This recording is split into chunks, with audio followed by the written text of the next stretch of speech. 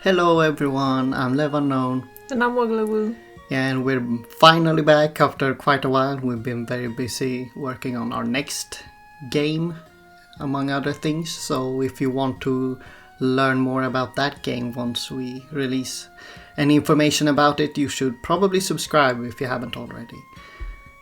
Anyway, we probably have 2 episodes left since we're at the beginning of year 4, so we have 1 episode for year 4 we're thinking, and then the last episode will be completing the game with year 5. So let's just get into it, I guess.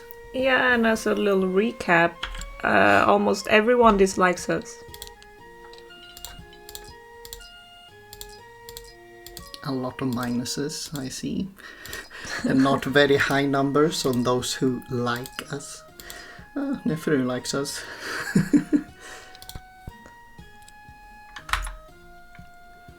But we have no problems with our resources. Yeah, a lot of coins as well. Yeah. Well, I guess we do a main event. Yeah.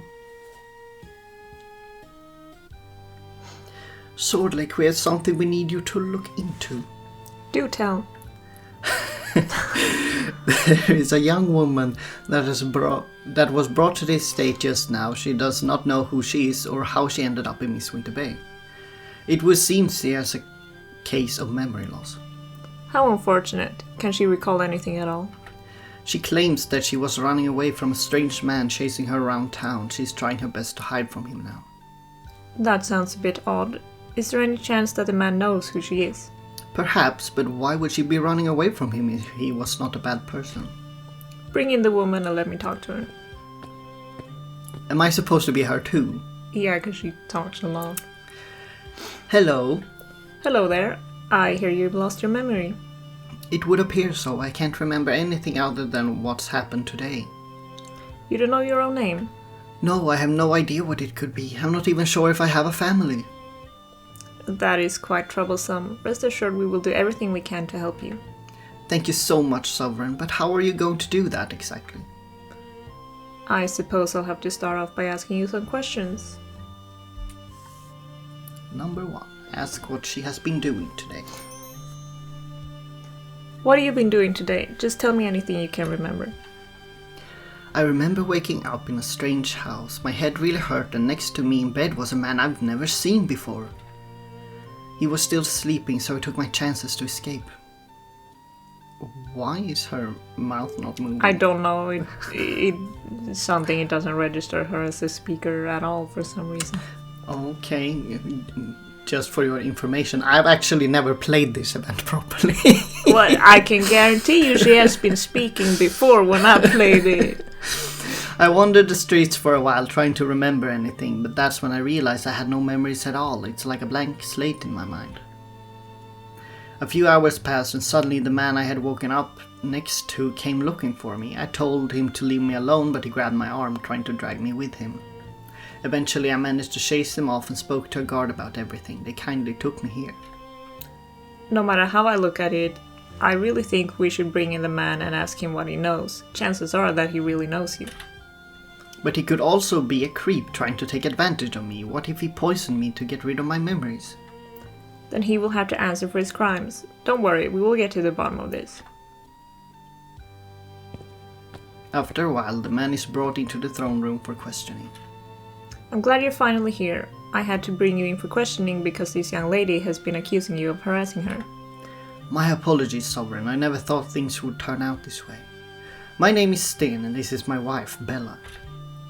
Who are you calling your wife, and since when is my name Bella? You're just making things up. Calm down, please. Sten, would you mind explaining things from your perspective? Of course. As I said, Bella is my wife since about a year back, and yesterday she suffered an unfortunate accident. We were out for a walk, and after I got off work, when a pot suddenly came crashing down on her head, I suspect someone must have knocked it out of a window. She was very disoriented right when it happened, but I figured she might be fine after getting some rest. I took her home and she went to bed, but when she woke up this morning, she was acting really weird. She ran out of the house before even having breakfast, and when I tried to bring her back, she told me to leave her alone. It appears she can't remember anything, no matter what I say to her. Please, Sovereign, I just want her back home so she can rest and get better again. It's a plausible story, but I'm going to need proof before I send her anywhere. What kind of proof? Does she have any relatives around here who can confirm her identity? No, her parents didn't approve of our marriage, so she had to leave them behind and move in with me. Does she have a job? No, she hasn't worked a day in her life. Then what about a marriage certificate? At least give me proof that you really are her husband. You mean like a paper? Yes. I don't know how to read, so it would be a struggle for me to find it. But it would be in my house somewhere. I'm not lying about anything. We really are married. I wouldn't marry a loser like you. And how she goes around saying mean things like that. I get that I'm not particularly attractive, but she is in love with me. Or at least she was until yesterday when the accident happened. I want you to go home and find the marriage certificate. In the meantime, is there any way for us to get in contact with her parents? Her father should still be living in a neighboring village as a retired guard. His name is Bob and he's a cranky old man. Bella never told me more than that, so it's all the information I can give you. It'll have to do. I'll try to find him. In that case, I'll be on my way to find a marriage certificate. But just one question before I go. Yes. What will happen to Bella in the meantime? Until I decide the best course of action for her, she will be staying here in the estate as a guest. That's good. I can rest easy knowing that. Are you really going to contact my father? If he really is my father, that is. That's exactly why we need to contact him and bring him here. Finding the marriage certificate would be great, but it doesn't hold much weight unless we know you really are Bella. That is true. Don't worry, I will send someone trustworthy to find your supposed father. Who will you send? Who indeed? How many are there? I'm really bad at math. 1, 2, 3, 4, I think it's 5, 13. 6, 13. Number 4. Doug Moriarty. A dark one, likely to not succeed. I will send someone called Doug. You can rest assured that this matter is safe in Doug's hands. I believe you. Until we hear back from Doug, you should go get some rest. The guards will escort you to one of the guest bedrooms. Thank you, Sovereign. You've been a great help. Bella walks away with one of the guards. All that's left for you to do right now is to inform Doug of the situation and hope for good results. A few days later, Doug is already waiting for you in the throne room when you get there early in the morning. Good morning, Sovereign. I'm afraid I have to be giving you bad news about my mission. I couldn't find a man called Bob in any of the neighboring villages. There were a few retired guards that seemed to match the description otherwise, but none of them admitted having a daughter in Mistwinter Bay. I see, that's unfortunate, but thank you for the help either way. You may return to work now. The fact that Bella's father couldn't be found either means that he died, that Sten misremembers something, or that he was lying about the whole thing from the start. Bella, if that is her real name, has been standing outside the throne room listening. So, no news about my father? I'm afraid not. This means that so far we have no means of verifying your identity. While they're talking, Sten suddenly comes rushing into the throne room, waving around a paper. I had to ask a friend who can read for help, but I finally found it. I have the marriage certificate. Let me have a look. Everything seems to be legitimate. You are definitely married to a woman named Bella, but there's no saying that this woman is Bella. Wait, you didn't contact her father? We didn't manage to find the man you described. That can't be. I swear I've been telling the truth. I came here from Uttra just to marry her. As of now, there's nothing that supports that claim. I want to believe you, but I need proof.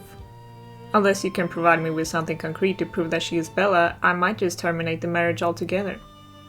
Maybe I can do something to make her remember. There might be something in our house that could trigger a memory. If she could just come with me. I'm not going anywhere with you, you creep. It's about time you give up. But leave me alone. Sovereign, please terminate the marriage just in case. Even if I am Bella, I wouldn't want to stay married to this man. Very well, just to be on the safe side. No, you can't do this. I came all the way from Uttra to be with her, and you're going to throw it all away because you got hit in the head by a pot. I understand your concern, but there's nothing that verifies that story. I'm doing this to ensure her safety. You tear the marriage certificate in half, showing the annulment of the marriage. Phew, now I can rest easy. Sten, I have to warn you that if you come close to this woman again, I might have to punish you for it. She wants nothing to do with you, and you have to respect that. But I thought... Thank you for helping me, Sovereign. Without him following me around, I think I can start rebuilding my life. Let me know if you need anything. I will. Bella walks out of the throne room in a much brighter mood than you've seen her in for the past few days that she has been here. The same can't be said about Sten. Our marriage. Where will I go? It's still your house, isn't it? You're not exactly homeless. I can't live there all by myself. It would break my heart waking up every day and not have her there. If you feel lonely, I suppose you could just go back to Uttra. You have family there, right? Yes, but I came here to be with Bella. You've ruined everything for me. I'm sorry you feel that way, but... You could have at least given me a chance to bring back her memories. She didn't want you to. Because she can't remember me. If she could only... Never mind, it's all too late now anyway. Sten sadly exits the throne room, clearly very upset by everything. You can't know for sure if he's been telling the truth or not, so the way things turned out is probably the safest for everyone involved. A few weeks after the whole incident, Jack approaches you with a letter in hand. Have you been waiting on a response from King Oreg? Is he gonna hate us even more? Yeah. He's not a big fan of us right now. No, I haven't sent him any letters recently. Perhaps he wants something from you then. Here you go. Jack heads back to work while you nervously fiddle to open the letter. To Sovereign Swordlake Entertainment of Mistwinter Bay. I shall keep this short, as you most likely already know what matter this letter is referring to. It was recently brought to my attention that a subject of mine was forced to leave Mistwinter Bay after unfair treatment from you. Needless to say, I find this to be a very unfortunate situation that could have been handled much better on your part. I can only hope that you learn from this and do better in the future. King Oreg. It's not like you forced Sten to return to Uttra, but perhaps you were a bit hasty with annulling the marriage. Going forward, you'll be more careful with what information you trust. Well, that went swimmingly. No. Great. Just great.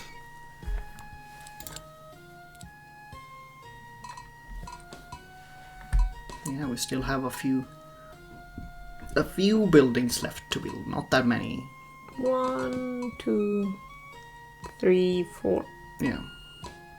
And only 3 of these lots can provide a new character, because the park is only used for unlocking main events and for making it possible to experience characters' 4th hangouts.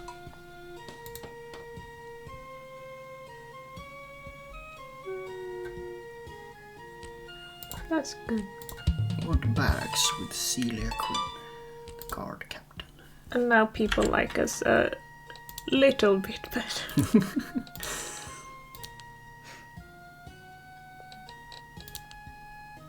It's her birthday. Oh my god.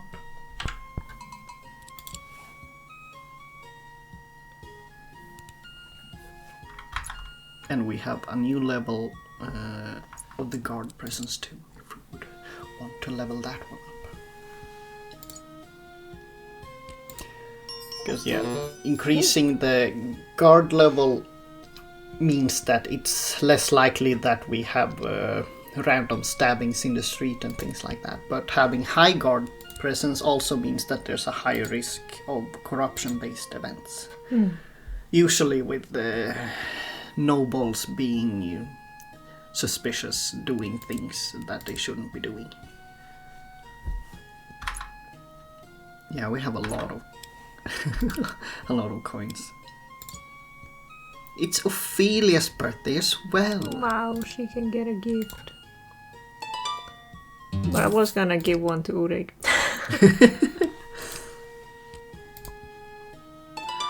Well, if there's one foreign leader, it's kind of okay to get mad at you, it's Oreg, because you can avoid the worst consequences. If Yeah, he's and you mad can at only- pretty easily. yeah, Only you one can- gift per month, so. You can get one too. There you go. Wow, how generous we are all of a sudden. Yeah.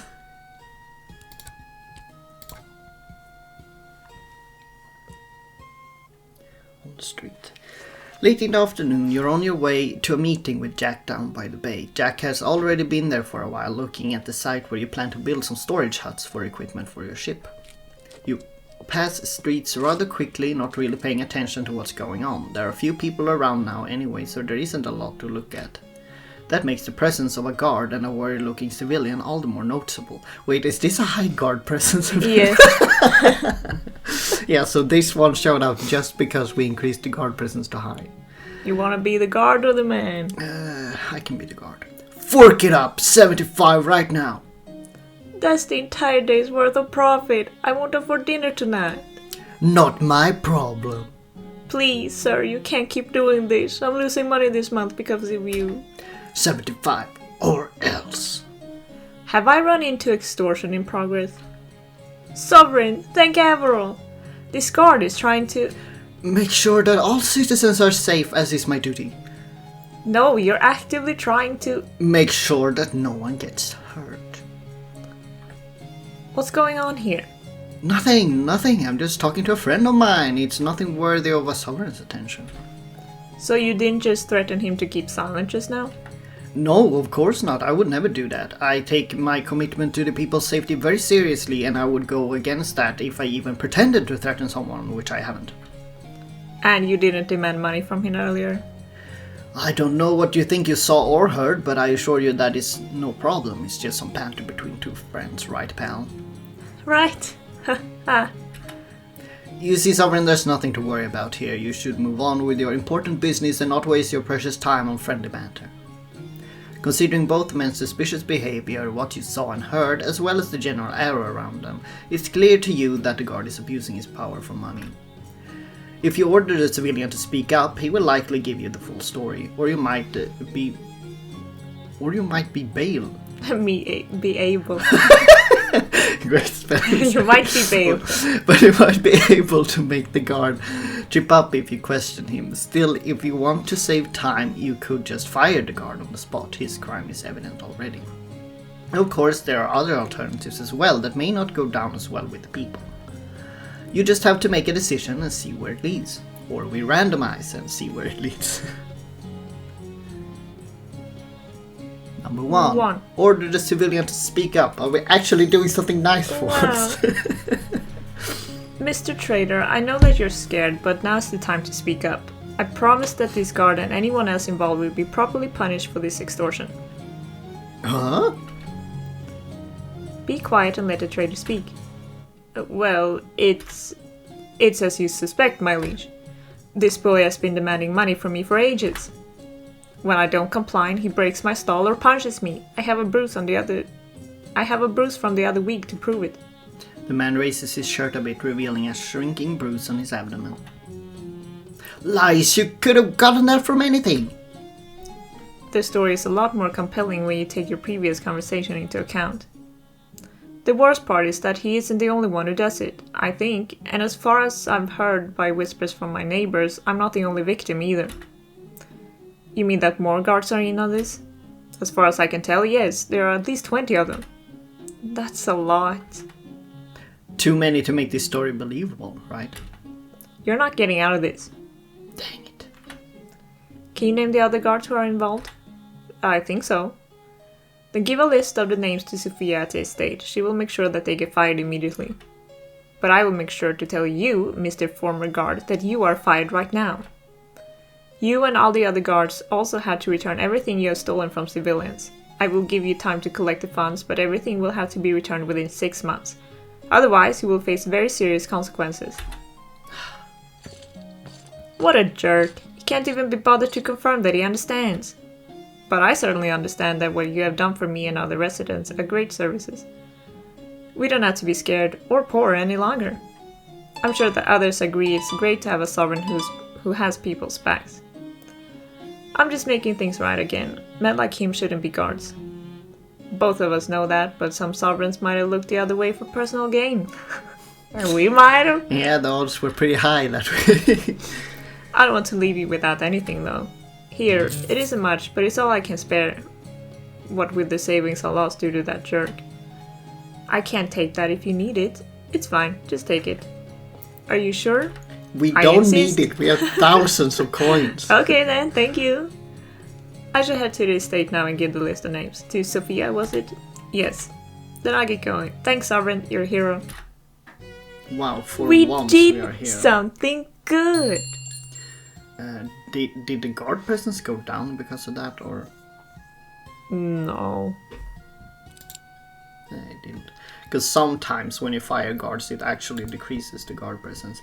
Because with the guard presence, you can see it as the higher, the more guards you have, aka the higher the guard presence, the less loyal the guards become. So it's more likely that the guards are causing trouble somehow.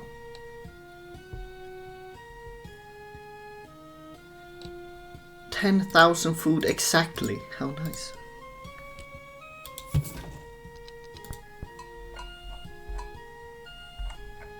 Still have these to upgrade. Yeah, we can upgrade them. Except we can't afford it. Yeah, And we because you can- need a lot of stone. Yeah, we can upgrade the shrine to a temple and the keep to a castle. And things like that too. Or we can build a park. Which is the most pointless thing to build since Well, we you will... can get a very funny band. One very fun event. Well, there are more events than you can get.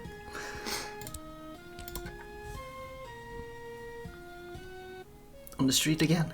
On a day like this, it isn't surprising to see lots of people about, young and old alike, take to the streets to run errands, relax in the sun, or socialize. You are one of those on an errand. You have to check up on your family's ship since a hole was discovered earlier this week. It's the only one, but you need to approve of the materials used for the repairs. For such an important repair, only your decision is good enough. You turn a corner to take a shortcut across a narrow street, but realize that the street is blocked by 2 children. It was wonderful. I can't remember having that much fun before.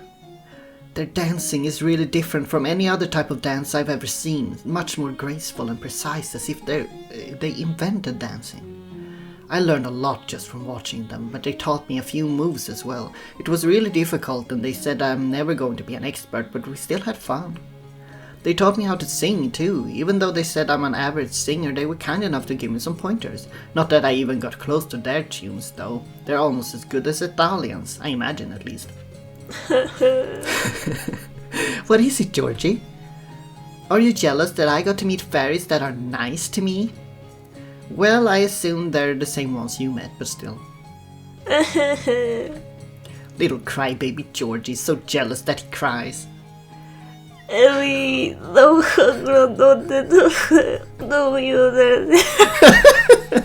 Yeah, that's not very easy to read.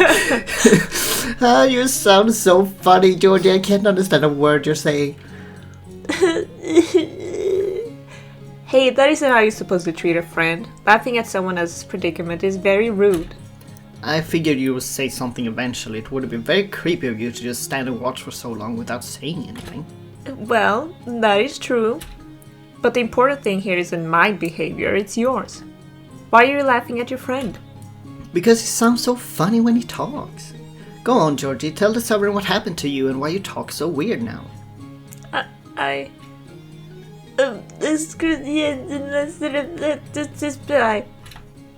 I'm sorry, can you repeat that? I didn't quite catch it. Me neither. Oh, what a classic Georgie move. Ever since he started talking like that a few days ago, he barely says anything and he cries all the time, runs away like a baby too. You really shouldn't be laughing at him. Something is clearly very wrong. Right, sorry. It sounded like he talked backwards. He did. Do you have any idea why? I assume he upset the fairies. So what you said earlier was true. You've actually met fairies recently. I met them several times. Last night was just their latest visit. They live in the forest, but they swing by town to look for children when they're bored. That makes sense. Fairies are known to be Fairies are known to prefer to interact with children. They're also said to be able to curse people in multiple ways, one of them being a curse that makes you talk backwards. I figured that's what they did to Georgie. I don't know why though. He seemed so interested in them when I told him the other day that I doubt he did something bad. But he's also a boy. Boys get into trouble all the time, so it wouldn't surprise me if he offended them on purpose just to see what would happen. What's your name? Ellie.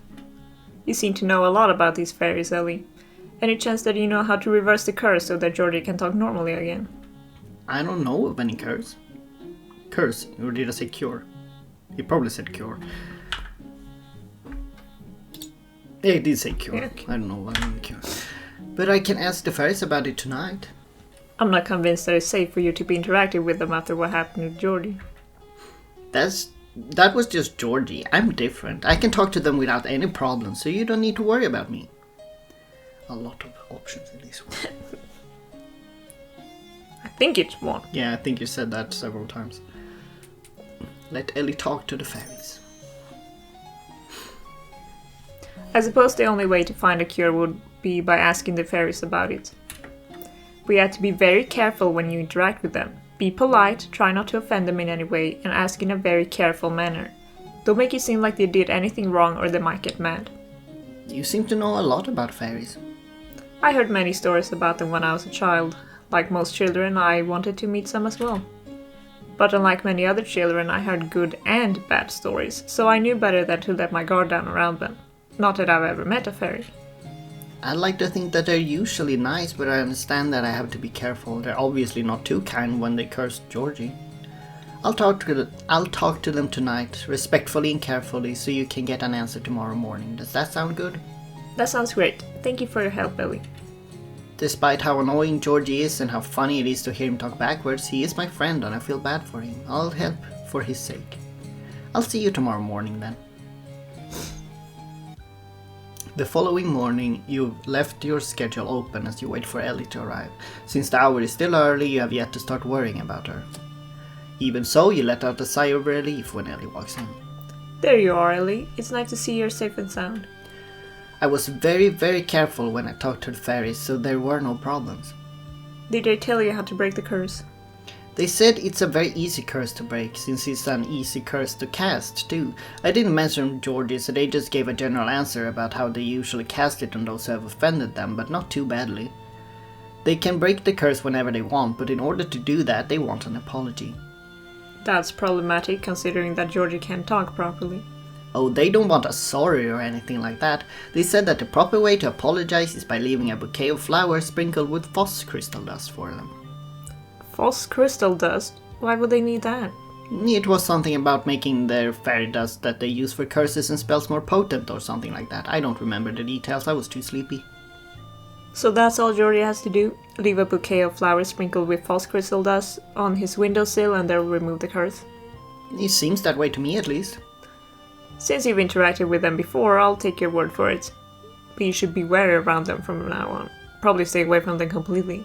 As fun as it is to be around them, I get what you mean. Then you may leave. Thank you for your help.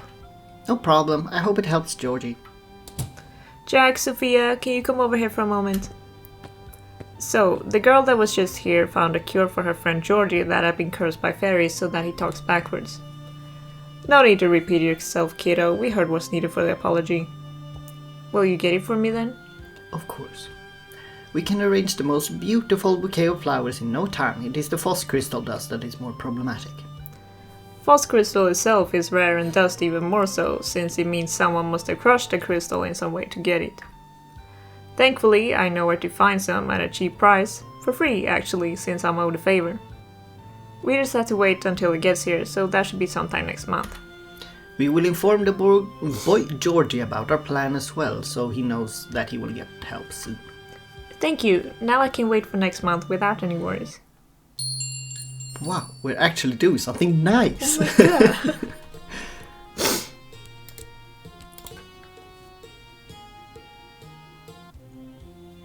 Your special delivery of flowers is here, kiddo. I haven't ordered any. Oh, you mean the apology gift Georgie is supposed to give to the fairies. Like you said, there aren't many other specific bouquets we're waiting for. I have chosen 7 different types of flowers that are said to be either useful or appealing to fairies. Sophia has already sprinkled the frost crystal dust on the petals. Here, take a look. That's a stunning bouquet, so shimmering like a starry sky. It makes sense that this is a good apology for fairies. Let's hope it's good enough to make up for whatever Georgie did to upset them. You will have to wait until tomorrow to find out, since Georgie should apologize tonight. But if you're feeling brave, you can probably join him. Will the fairies even show up if I'm there? Fairies are clever creatures. If they see you with Georgie and the bouquet, they will realize that you lent a helping hand. Won't that minimize the apology, make it seem insincere? Maybe, maybe not. You'll only find out if you join him. We trust that you will be safe if you want to join Georgie. If you want him to apologize on his own, we will have the bouquet delivered to him post-haste. 2. Join Georgie. If you really think it'll be okay for me to be there, I would like to join Georgie and see things play out in person. You've certainly earned as much considering how much you've done to help him without even being asked to. Then we will leave the bouquet to you. It should not be more complicated than to put the bouquet on the windowsill in Georgie's room, leave the window open and wait. Got it.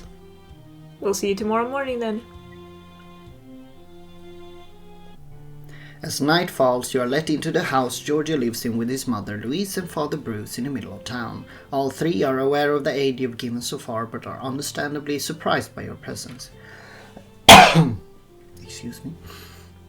You explain the plan for the night to all of them. Georgie doesn't say anything for obvious reasons, whilst his parents remain polite. Still, you can tell that they're a bit apprehensive. They, like you, have some worries about your presence, making the apology seem insincere. Despite that, they don't object. When Georgie's bedtime arrives, you join him in his room. You instruct him to put the flowers by the window and leave it open. Then Georgie goes to bed and you sit down on a chair in the corner of the room. Time moves slowly. Georgie falls asleep and you are about to do the same. Pure willpower is the only thing keeping you awake. It's well past midnight when you hear faint, high-pitched voices by the window. You immediately perk up, stare at the window and listen intently. Despite that, you still can't hear what the weak voices are saying, but you can see who's talking. Oh my god, it's fairies! A group of about 15 humanoid creatures have gathered on the windowsill. They are so small they don't even reach a third of the way up the window frame. They're dressed in leaves, flowers and other natural materials, often accenting their hair colors. All of them have wings like butterflies, sparkling of gold or silver dust when they flap. You consider walking up to them, eager to interact with creatures that a part of you never really believed in until now, but you know better than to bother them. The wait is almost painful, but eventually the talking stops. Fairy dust surrounds the bouquet, which starts hovering over the windowsill.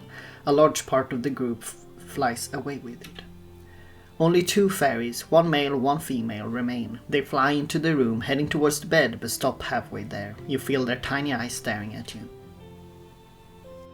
What are you doing here, Swordlake? The male one asks. His voice is so high-pitched and weak you can barely make out what he's saying. You're stunned by the fact that they know who you are, not only by name but appearance as well. You take a couple of seconds to process it before saying, I'm just here to ensure that everything goes smoothly with Georgie's apology. I was the one who suggested it after all. As soon as the fairies give each other meaning looks, you regret your honesty. We had accepted the apology already, but maybe we should ignore it now. The female one says. No, please, I'm just curious. Georgie really is sorry. I've only given him a push in the right direction. You say. The fairies look at each other for a long time, then they nod.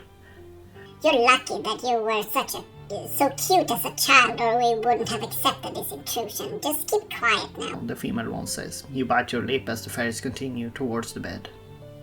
Hardly surprising, Georgie has woken up from the conversation. He sits in his bed, pale, awaiting the fairies' approach.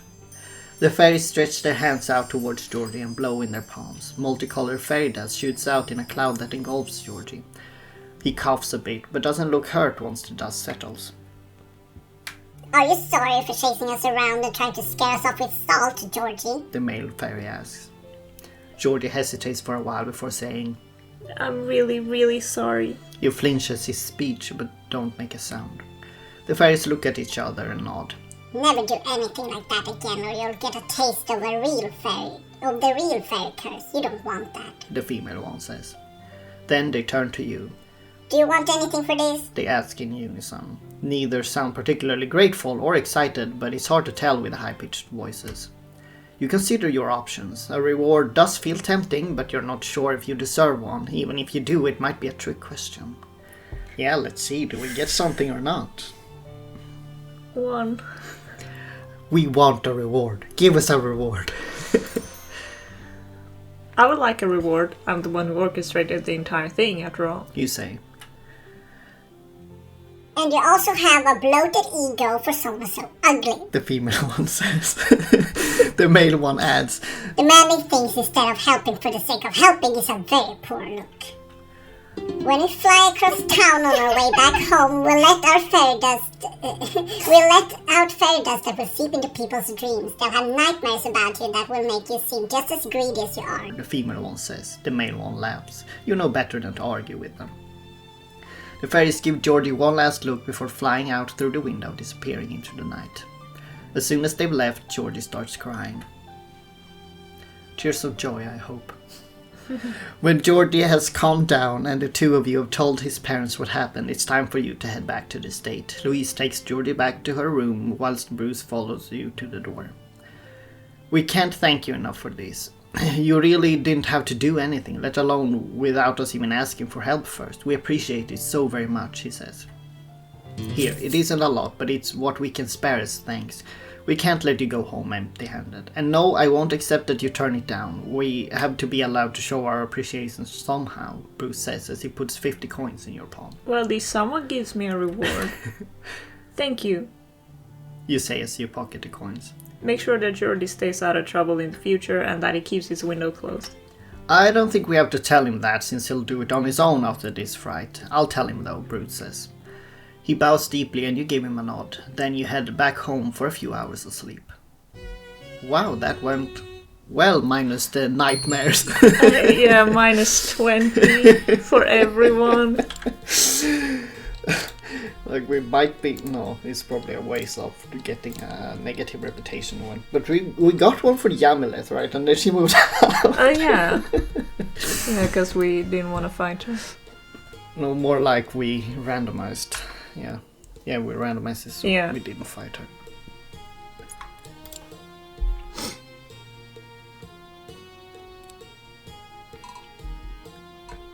Well, we can afford a vineyard or a bathhouse or the tavern, not a jeweler shop.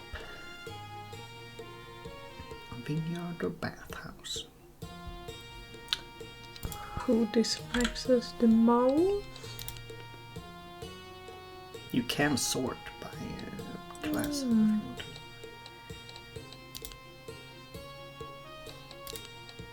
Yeah, so I'm not sure if we've even shown the sorting menu before. We probably have.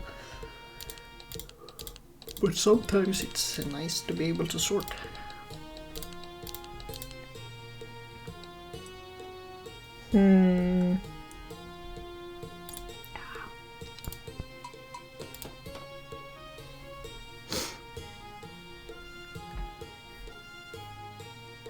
It's not a lot of reputation either way. Yeah.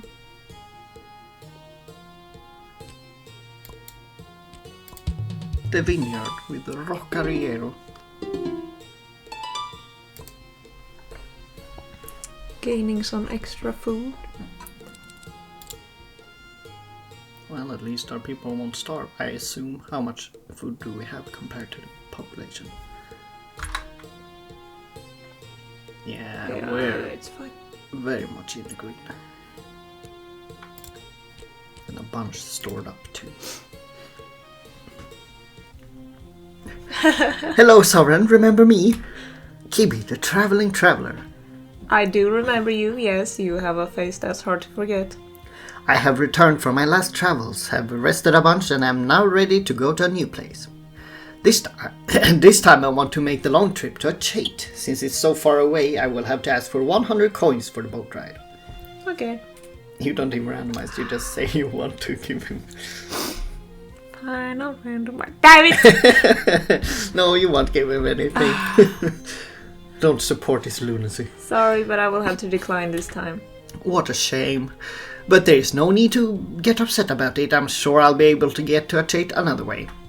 But as the deal goes, I won't bring you a souvenir. I wish you safe travels, Kimmy. Well, that's a fast one. Yeah, that's fast. He might be back in 3 months. I think it's a 6-month timer. Yeah, there's a timer on those events because there are one for each country, so you don't want them all to just show up after each other, so it's a timer of 6 months, I think. Swordlake, we have received a report from the guards about a very scary situation in the graveyard. An actually scary situation, not just the fact that graveyards are creepy this time of day. What's going on then? Someone walked by the graveyard and heard slamming from an unmarked newly dug grave. That does sound like Living Dead or something similar. This might lead to people getting hurt if we aren't careful. We should decide on a course of action now before it's too late. What are our options? There are 3, as far as we can tell. All involve someone going down to the graveyard to take care of things. Someone can go there, dig the thing up and fight it if need be. Depending on the state of it, it might not be necessary, although digging itself is quite exhausting, so it will require someone with at least some strength. Or we could take a much safer, indirect path and only fight it once it has dug itself out. That would also require some strength. Or we could simply send someone there to keep an eye on things, because even though it might be a living dead, it might be something else. A person, maybe. That's true, we don't know for certain that it's a living dead when all we have to go on are some distant noises. Those are our options. Which one do you want to go with, the Swordlake? Well, let's see. 3. Send someone to check if it is a living dead. I think it's a bit too hasty to act as if there is a living dead. If the only evidence we have is the fact that someone heard noises walking past the grave, it could just as well be a person buried alive. You really think so? Just the thought of someone being buried alive makes me weak. But let's not waste any time. We should send someone over there to determine if it is a living person or not. If it's a living dead or person. Well, it's the same thing. My thoughts exactly, and I happen to know just who to send. Do you? Well, I mean, the odds are pretty high if we randomize. Are there 15? Yeah, there should be 15 now. Number 8. Tell Euphemia to go to the graveyard immediately and bring a shovel just in case. If it is a person, we don't want him to be trapped and suffocate. I'll talk to Euphemia right away. Let us go sit down, Swordlake. I fear that my shaking legs will not manage to keep me standing for much longer. A while later, Euphemia is at the graveyard, equipped with a shovel and lantern. Finding the grave is easy, since it's right next to the wall surrounding the graveyard, standing out against the ground with its large pile of freshly dug dirt. It doesn't have a headstone yet, confirming that it is the only spot that matches the description given by the passerby. Euphemia stays at a slight distance, listening. At first, the night is silent, but as Euphemia listens more intently, a faint pounding noise can be heard. Euphemia's hair stands up when an even fainter help can be heard. Euphemia wastes no time, well aware of the fact that living dead can't talk. With the shovel ready, Euphemia runs up to the grave, shouting, "I'm here! I will dig you up! Don't exert yourself!" The pounding stops. All that can be heard is Euphemia's intense digging. Even though Euphemia's arms shake from the effort, the digging continues, deeper and deeper. Only when the tip of the shovel hits the lid of the coffin does Euphemia stop. Euphemia crouches down next to the grave, sweeping dirt off the lid before forcing it open. That very moment, a woman sits upright in the coffin, gasping for air. Her hands and nails are bloody from all the pounding and scratching. Thank you. She lets out. I thought I was going to die in there. You are safe now, or safe enough rather. Let us go to the Sovereign's estate. You will be properly safe in there, Euphemia says. Euphemia, what's going on here? This is the so-called living dead. As you feared, it isn't a living dead, but a person. By the void, you're very lucky to still be alive. How could this happen? It was my mom. I ran away from my home in Water's Wake in order to marry the love of my life, Perry. He's from Ceylon. that how you say it? I would say Sorrel. Sorrel. So Mistwinter Bay was a good spot for us to meet to elope at. But my mom has always been very strict. She made my life a walking nightmare, so I wanted nothing more than to get away from her and spend my life with Perry instead. She never liked Perry because she thought he was too poor. Somehow she found out that I had left, caught up with me just outside of Mistwinter Bay and knocked me out cold. When did that happen? Yesterday, probably. She must have made it all the way back home now, or at least a good part of the way. In other words, she is outside of my jurisdiction. Don't worry about that. I'll meet up with Perry as planned, and then we will go to Water's Way together to make her pay. She deserves the most severe punishment for what she did. She most definitely does. I want to thank both of you, but I don't have a lot. This is all I have. Please split it between you. Thank you, but there's no need for it. I insist. Here, for you too, Sovereign. Thank you. Is there anything I can do for you to make sure that your mother is punished? I don't think there's anything you can do, Sovereign, except give Euphemia permission to join us in Water's Wake to convince the Sovereign over there that Mom deserves to be properly punished. Euphemia saw me in the coffin, after all. It will only take a few days. Euphemia will be back before the end of the month if we leave tomorrow as planned. Perry should arrive tomorrow morning. Is that okay with you, Euphemia? I suppose I can go there if it is that needed. Then you should go. Thank you, both of you. My mom will finally get what she deserves now. Her punishment would certainly be the cherry on top of this surprisingly fortunate turn of events. I'm sure that you are tired now, Samantha. You can stay here at the estate for the night. That's the least I can do. Thank you. I accept the invitation. Then you can go home and rest for a while, Euphemia. Thank you for your effort. Thank you for the praise. Good night then.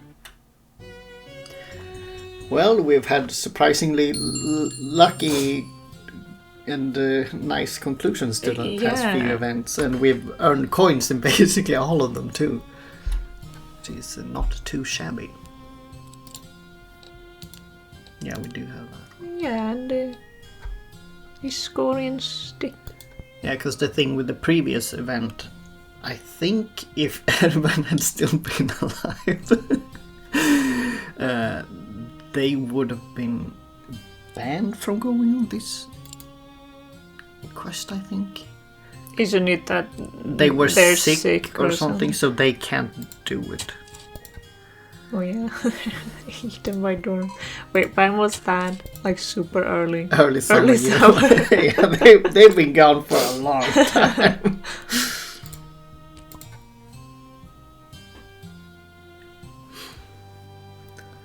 I just got a pretty concerning report from my spies. It's about a local nobleman. Who? Boreas Fitzgerald. Has he done something bad, or has he been subjected to something? He has planned something pretty bad. I should have figured the Fitzgeralds have always been at odds with my family. The entertainment family. which should explain what he was planning for. Don't tell me that he was trying to overthrow me. And that's exactly what he was doing. Luckily, my spies caught him while he was still in the planning stage. He hasn't even mentioned anything to potential henchmen, so no one else is involved in the thing. Then how did you find out about it? We're just that good. No, seriously, how did you find out? I kept a close eye on the Fitzgeralds ever since your father's days. He figured that one of them was going to do something at some point. Now that it's only Boreas left, it's easy to focus the surveillance on him. I usually send newer recruits to spy on him as part of training routine. Naturally, that made one of them bust him. I hope that spy has been promoted. That she has. Anyway, I've called for Boreas. He'll be here soon. He doesn't know anything about what we have discovered, so you'll get the honor of informing him whilst you decide on a punishment. Have fun! Ooh, exciting. Good afternoon, Sovereign. Sophia asked me to come here, so I assume it is a most urgent and important matter. I am, of course, at your service, as always. Are you now? That was not the response I was expecting. Do you have any reason to disapprove of me, Sovereign? You tell me, traitor. Excuse me? Have you or have you not been planning to overthrow her? Very direct. No beating around the bush here. Oh. That's enough of a confession to me. I didn't even say anything. But you didn't immediately object, which is an admission of guilt in your case. You're very fast at clapping back when someone wrongfully insults you. Damn you, Sovereign, I didn't expect you to be so observant. And there's the confession I needed. Can you make things even easier for me with an explanation for why you want me off the throne? I will give you a brief explanation, not because you deserve it, but because I want it off my chest. My family was noble even back in the late history era. Yours were only farmers. Still, yours were the one elevated to the position of sovereigns, ruling all of Mistwinter Bay, even my family, who had served it so well for so long. Since I am now the last of the Fitzgeralds, I am simply taking my family's rightful power into my own hands. Or rather, I would have attempted to do so soon enough had it not been for your intervention. This is giving Scooby-Doo. More than that, you will not get out of me. I don't need more. I have all the information I need to give you a fitting punishment. Okay, let's see... Number 1. Execution. The standard punishment for this sort of crime, especially when the culprit is at risk of becoming a repeat offender, is death. I should have known that you have no heart. In cases like this, reason means a lot more than heart. Guards, take him away. He will be executed in the morning. Quite a few people have gathered on the main square to witness Boreas' execution. He does not acknowledge any of them when he kneels by the block, muttering curses under his breath. Some people find the punishment fitting, happy that even the noble families with the longest lineages get their due. Others are simply pleased to see a criminal meet his end. It is mostly the nobility who find this punishment too harsh, considering that Boreas had only planned for an insurrection but never acted on anything. Classic nobility. Regardless of the townsfolk's opinions, the executioner raises his newly polished axe, aiming it at Boreas' neck. The axe hits with a clean, sharp cut, doing its job perfectly. Well, impressive that Sophia's spies did something on their own for once. Usually you have to tell them to do everything. Yeah.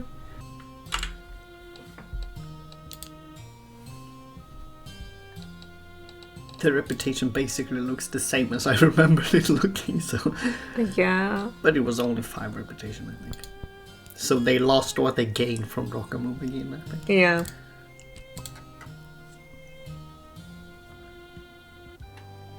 Swordlake, could I have a moment? Of course. As you already know, one of your personal servants quit a while ago. Yes, I'm aware. What about it? Even without asking for it, we have received quite a few applications of people wanting to become new servants. I have sorted through all the unserious applicants, and I have now narrowed it down to 3 promising people you can choose from. The first is, surprisingly enough, a nobleman by the name of Philip Oswald. The Oswald family have been on good terms with your family for decades, and Philip wants to keep it that way by becoming your personal servant. Is he real okay with cleaning and serving food even though he's a noble? Yes, hence is why I thought his application was surprising. Philip says he enjoys cleaning, and if it is for you, he will do his best to learn whatever other tasks he needs to do. That sounds a little suspicious, don't you think? Is the Oswald family facing hard times financially? I understand your concerns, but I assure you Philip is a serious candidate simply because he wants to. He has always thought highly of you, so this might be a dream come true for him. Alright, I get it. What about the other 2? The second applicant is a middle-class woman by the name of Velma Stoffs. Her mother was a servant here during her father's reign. This makes Velma a trustworthy individual. She is also highly skilled with cleaning and organizing. She also has a good sense of fashion, in case you would need help with that. Sounds pretty good. And the last one? The last one is a bit more of a gamble, if I am being honest. It is a young boy in desperate need of work. He has been taking odd jobs around town for the last year or so in order to make a living. What about his parents? They were lower class and passed away from long-time illnesses last year. But the boy is willing to work hard. His name is Ludwig Henderson. Giving him work here would mean he has a safe place to call home. And you believe him to be trustworthy? I believe he knows better than to waste opportunity if he gets it. This is a tough decision. Indeed, we want to choose someone fitting for the job, but who is also nice to be around and trustworthy. All three of them have their own charms. But a choice has to be made. Who do you want as your new servant? Number 3. Ludwig Henderson. Helping the poor child. I would like Ludwig Henderson to become my new servant. Everyone deserves a chance at living a good life. If I can help him with that, I am willing to do so. I will inform Ludwig of the news. I'm certain he will be thrilled. The following day, you are walking through the throne room when you see a young boy waiting for you. Hello. I assume you must be Ludwig Henderson. I've been awaiting your arrival. Yes, that's me. First of all, I would like to apologize in advance if I say anything rude on accident. I'm not used to being in a setting like this. You don't need to worry about that. I understand your circumstances. All I want from you is that you try your best to learn and improve. I'll do my best. Before we continue chatting, I need you to sign this employment contract. Wow, we get an employment contract. Where exactly do you want me to write? Here on the bottom. Oh, okay. That's just a squiggle. I don't know how to write. I should have figured. I'll have someone teach you that too. Does this mean I should start working now? Yes, let me show you the ropes. Wow, we got ourselves a new servant boy. Yeah, and the lower class got a little happy with us. Got an employment contract. Ludwig Henderson. Is it a long event now? Yeah, I think so. The throne room is silent as you get ready to head to bed, or rather, it was silent. Just as you are about to exit the room, you hear something from inside the wall. You walk closer to where you thought you heard the sound coming from. It could just be a rat. There are always some at this day, no matter how much the servants fight them, but you want to make sure that it isn't anything else. You put your ear against the wall and wait. Soon enough, you hear something else. The Sovereign. You consider if your tired mind is playing tricks on you, but you definitely heard a whisper from inside the wall.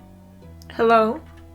The silence after you speak leaves you feeling a bit silly for talking to the air, but your suspicions of not being alone remain. Hello? Who am I talking to?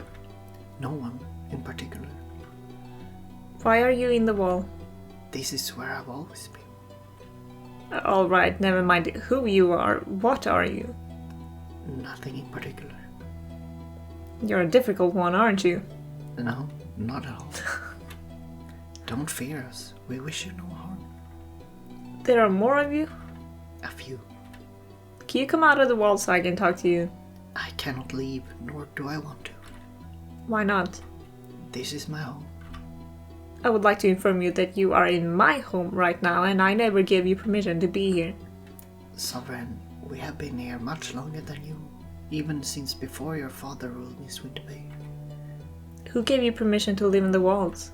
We cannot recall. It was so long ago.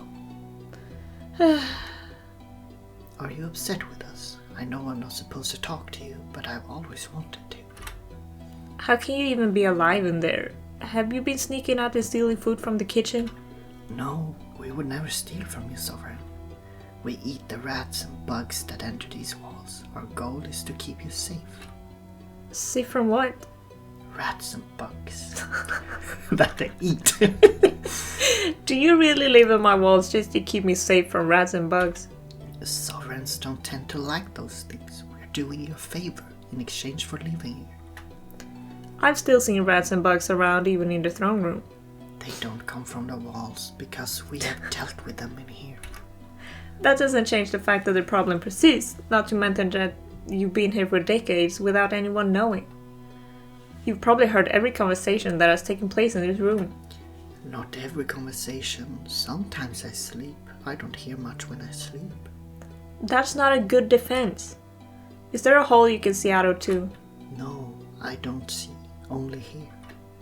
Lots of secrets. Lots of secrets, you say? Like what? It wouldn't be a secret if I told you. Since you're freeloading in my home, I think it's only fair that you give me something in return. Tell me some secrets. But the rats and bugs. Not good enough. Someone is coming. Hey, answer me. Why are you still up, kiddo? I thought you were exhausted. Ah! Sophia, you scared me. I wasn't trying to sneak up on you. You were just too busy staring at the wall to notice anything.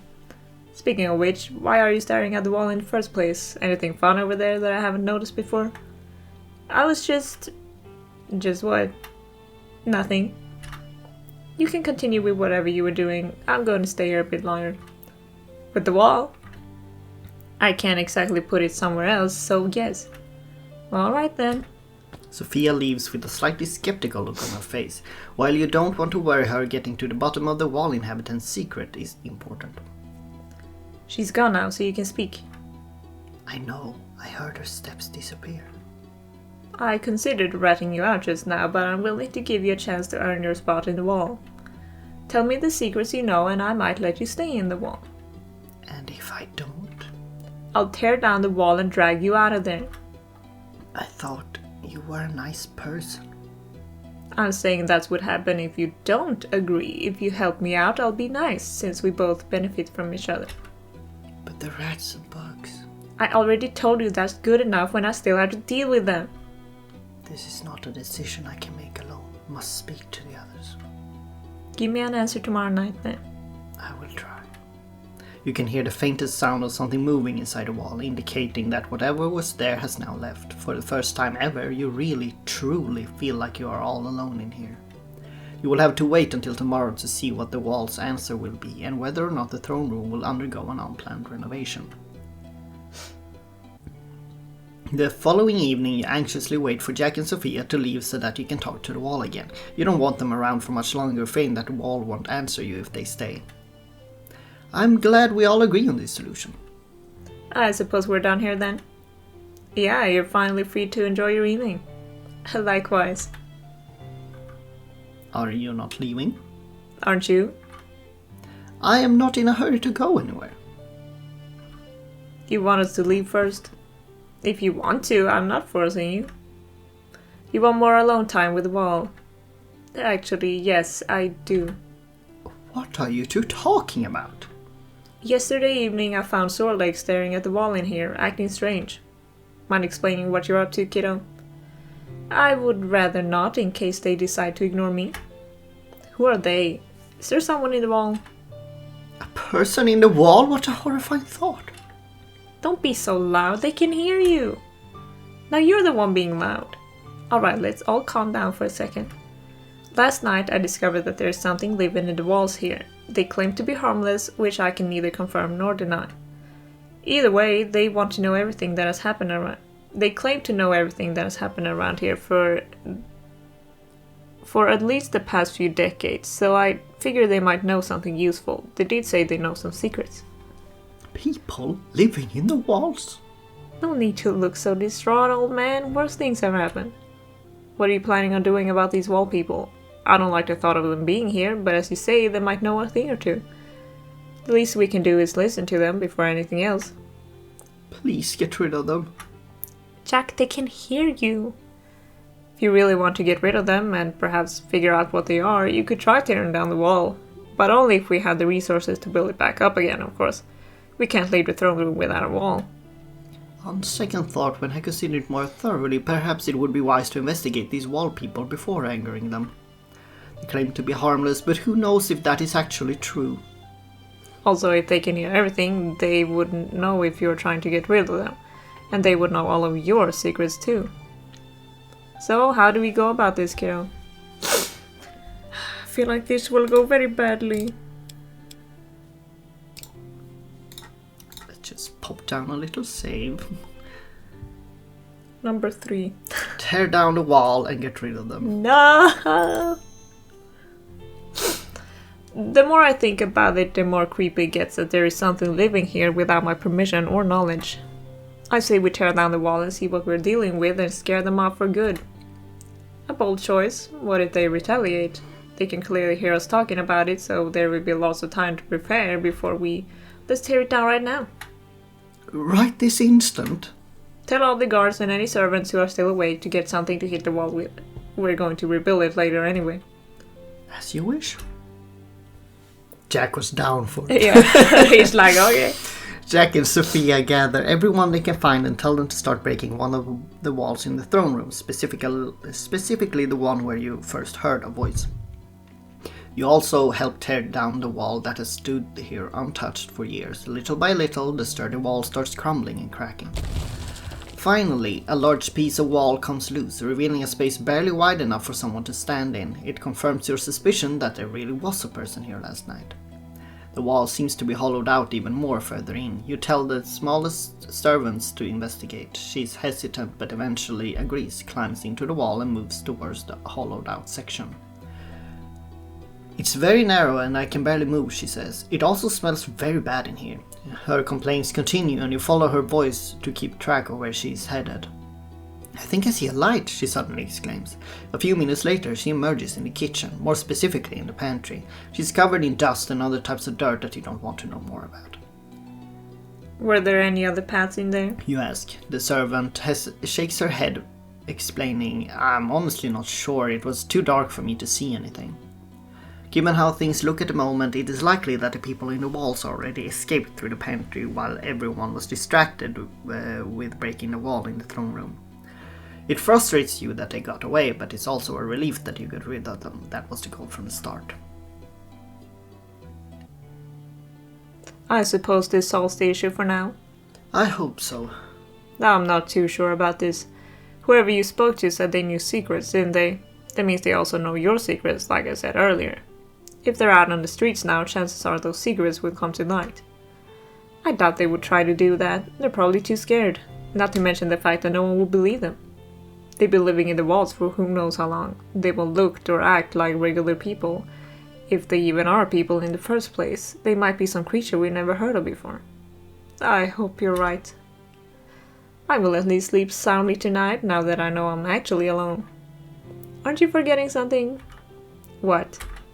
The wall that you just tore down? Right, we should probably get that rebuilt as soon as possible. I'll find someone to fix it before next month. Sounds good.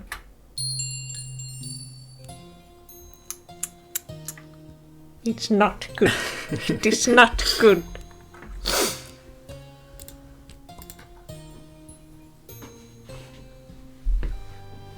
You're enjoying some alone time before work by reading a book. It's a bit difficult to focus since you haven't been sleeping very well lately.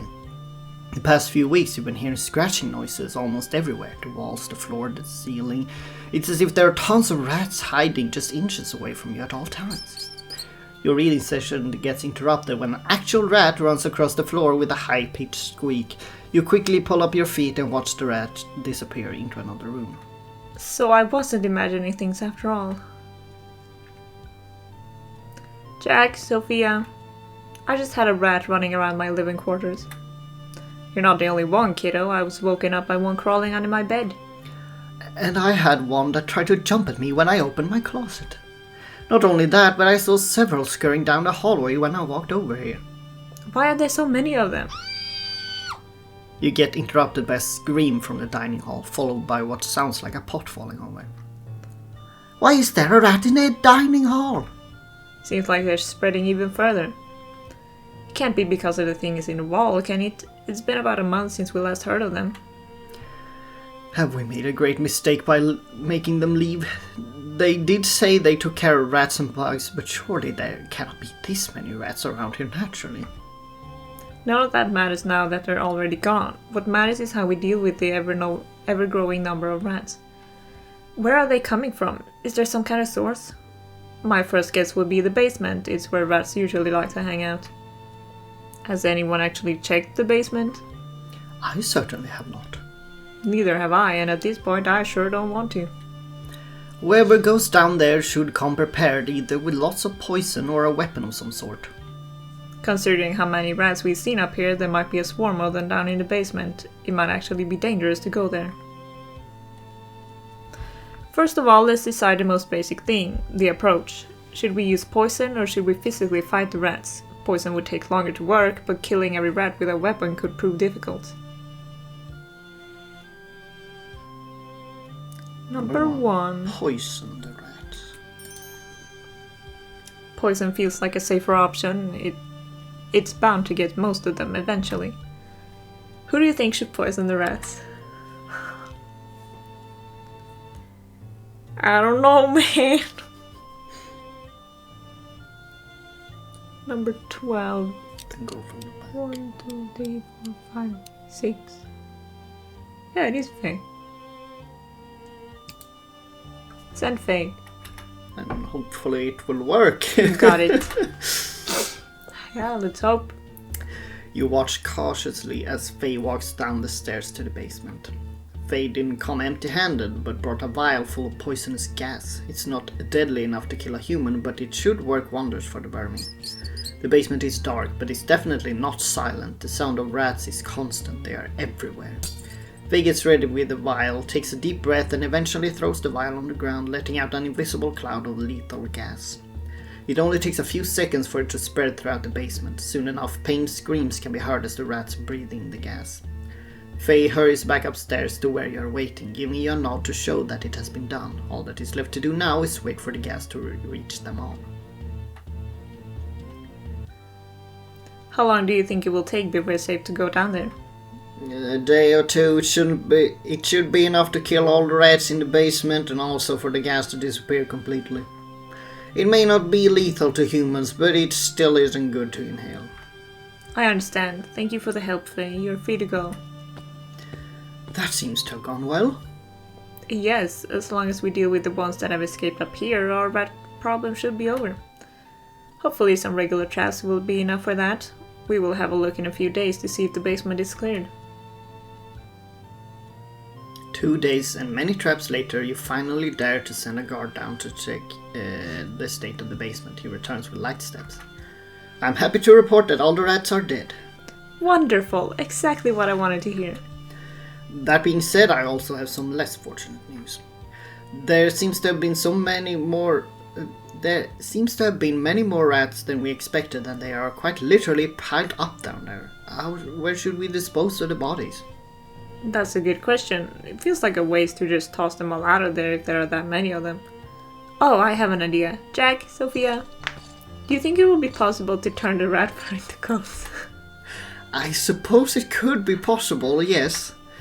You could give the coats to the lower class. I'm sure they would appreciate getting new clothes for free. Actually, I was thinking that the coats could be sold as more of a luxury item to the nobility.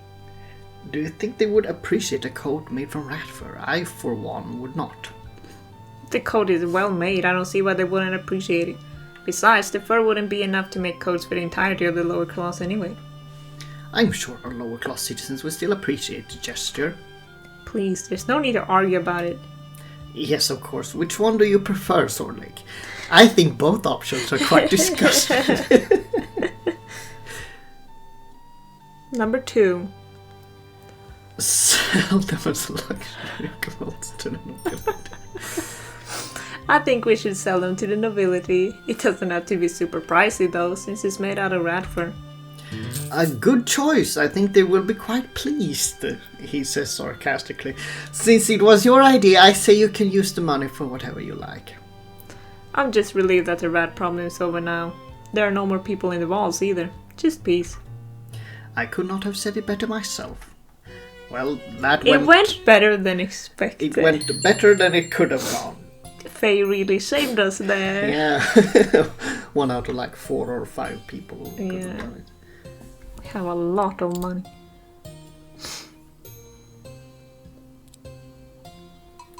Wow, so nice and snowy. Maybe time to get the last person.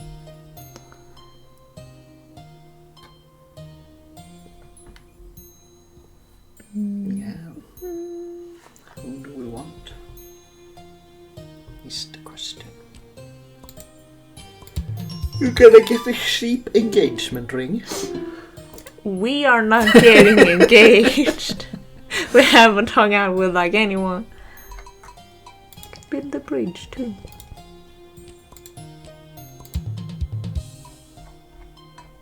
Yeah, now we've built all the buildings, but we have and a wall. Oh yeah, and the wall. Yeah.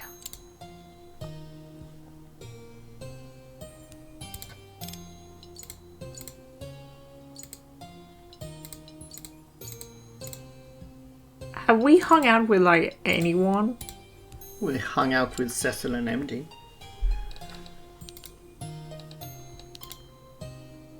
She won't hang out with us again, though. She doesn't like us. She really doesn't like us.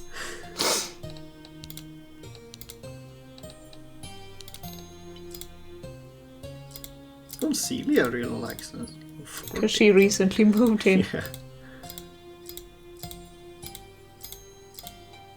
Never kind of likes it. Yeah. It's her birthday. She can get a gift.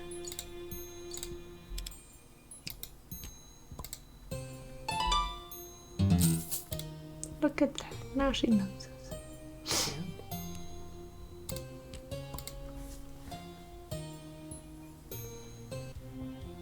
I told you he would be back. Maybe it was like 3 months. Hello, Soren. Remember me? Kibby the Traveling Traveler. I do remember you, yes. You have a face that's hard to forget. I have returned from my last travels, have rested a bunch, and am now ready to go to a new place. This time I want to go to Flaydal. Since it's very far away, I will have to ask for 100 coins. Guess we'll see.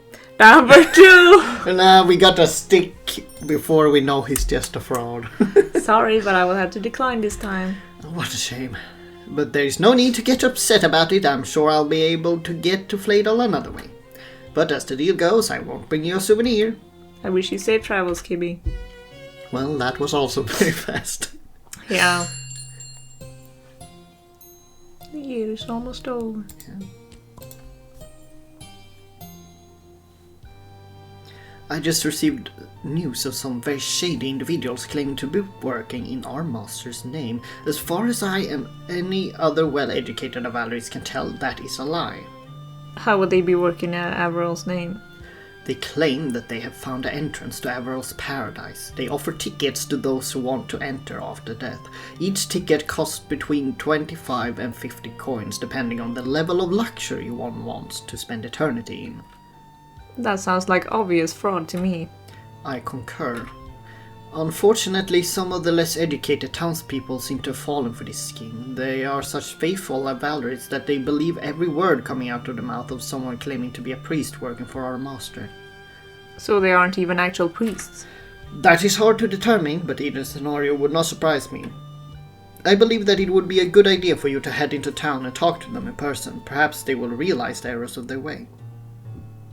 Number 2. No, leave them be. We don't care. We don't care. It's really none of my business if they trick people with such obvious scam. If faithful Avalaris get swindled by something like this, they should spend more time learning about Averill instead of praying to him. But they are often unable to learn since they cannot read. Then they can just go ask an Avalaris priest that they trust. Either way, They these don't have any of those in town. don't move that. Either way, these type of small-scale scams are none of my concern. I understand. But I am afraid that our more well-educated citizens do not. From what I heard, they expected you to handle this. Then it sounds like they should be the ones preventing this fraud. Perhaps you're right. Either way, I'm done with this. Then I will leave you to your work. What an end to the year. Yeah, a fun fact, that entire event has just been inspired by real, I'm pretty sure it's just European history with the... Was it the Catholic priests or the... Because I think that was the entire thing that inspired Protestantism. I'm not sure if that's the word. That they in wanted English. money for everything. Yeah, they literally sold tickets for people to get rid of their sins and things like that. Yeah. Maybe even to get into heaven. So, yeah, that's what inspired that thing. Crazy history. Yeah, but now that we're on to early spring year 5, I guess that's the end of this episode. Yeah. And we'll try to record the next one right away, basically, so that we actually finish this playthrough.